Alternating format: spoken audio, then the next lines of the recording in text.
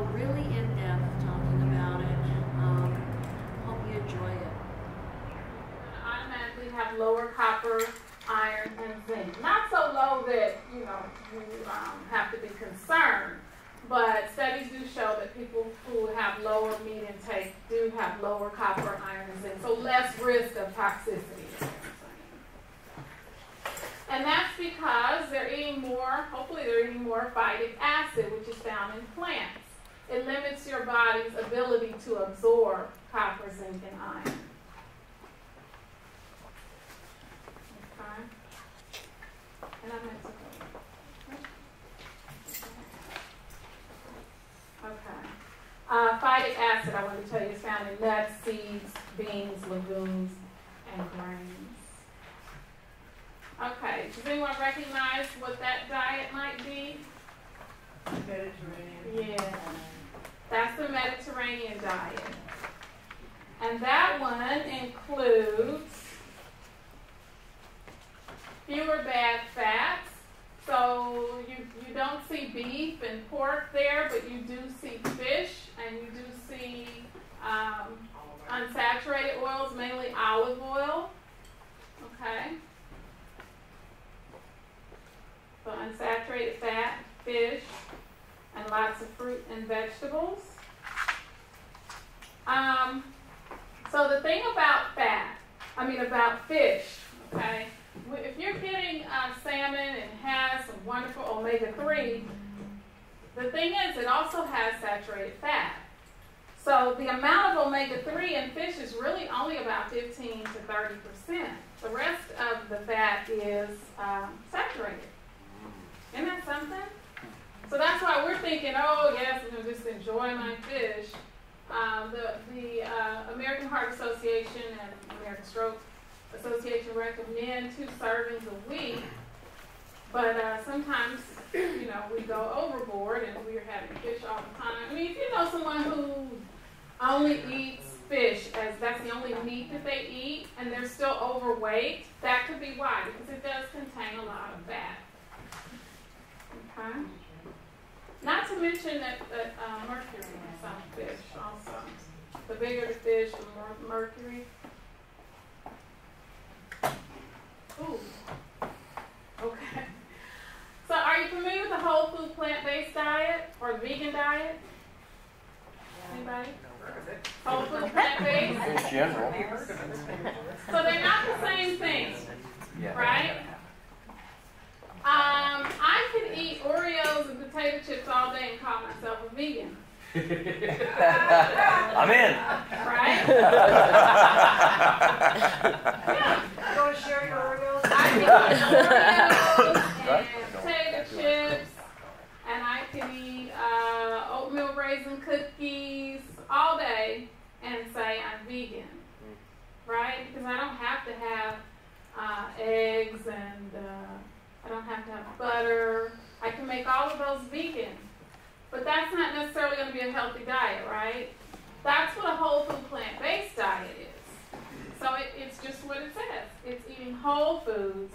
It's plant-based. So basically it's a vegan diet, but it's eating the healthy foods. The fruits, the vegetables, the whole grains, the nuts, the seeds. Okay? That's the difference there. Not to say that, I'm telling you guys don't eat any meat, become vegan or anything like that. But as we move more towards plant-based foods, we're improving our overall health. Okay? We're automatically cutting down on that saturated fat. So if you can just pick a meal or 2 a day and make them whole food plant-based meals, you have done a lot for your health overall.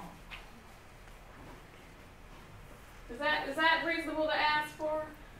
Take your meat out for a meal or 2? Yes. Yeah. Okay. Now the thing about iron.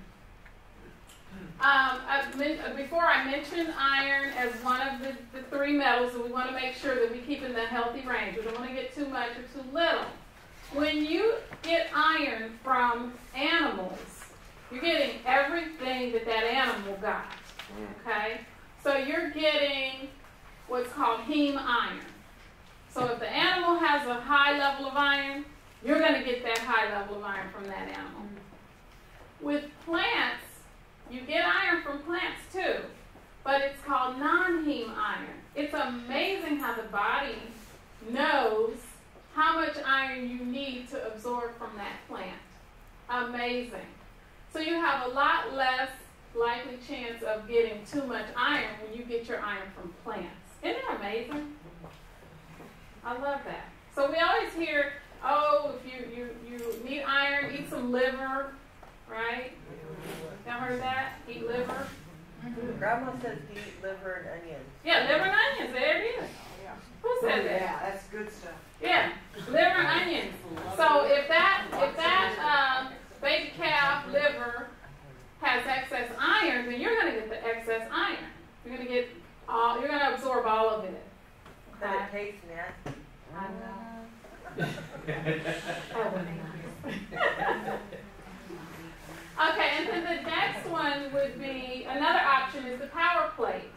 And the power plate is developed by the Physicians Committee for Responsible Medicine. The website is at the end of this. And so this is what they recommend, just an equal amount of fruits, grains, legumes, and vegetables. That just keeps it simple, okay? That's easy to remember. Like that plate? What is whole grain in that plate? So whole grain is going to be like whole wheat, oatmeal, quinoa, okay, as opposed to white rice. There's pastas made now, whole wheat pastas. There's lots of whole grain pastas.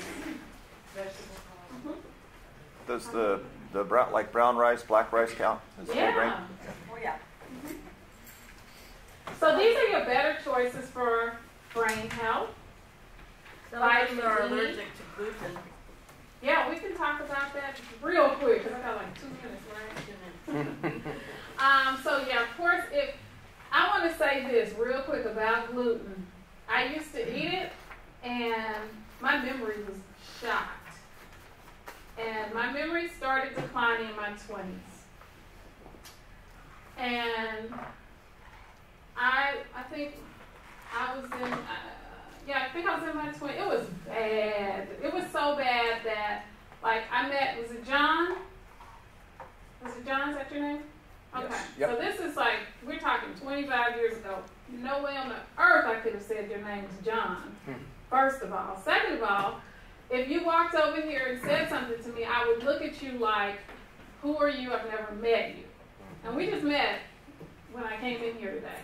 But I would not have remembered that. I would look at him like, who is this person? He's stalking me. You know, it was that bad. Wow. And that was about 20-some-odd years ago. I remember my mom passed away with either Alzheimer's or brain tumor a few years ago. But I remember when her memory started declining, I told her, welcome to the club. It was that bad. It wasn't until about 5 years ago, 6 years ago, I started working at UC Berkeley as their dietitian in food service, and they asked me to check their menu for gluten to see if we were providing enough options for their students that were gluten-free. Now, at the time, right before that, I had my own bakery. So I was like, full of gluten. I was gluten all day, every day. So I said, okay, I'll tell you what, I'll go gluten-free for 3 weeks because their menu cycle was like a 3-week cycle. This is like a miracle how this all happened, because 3 weeks is actually the time that you need to test. And I didn't even know any of this at the time.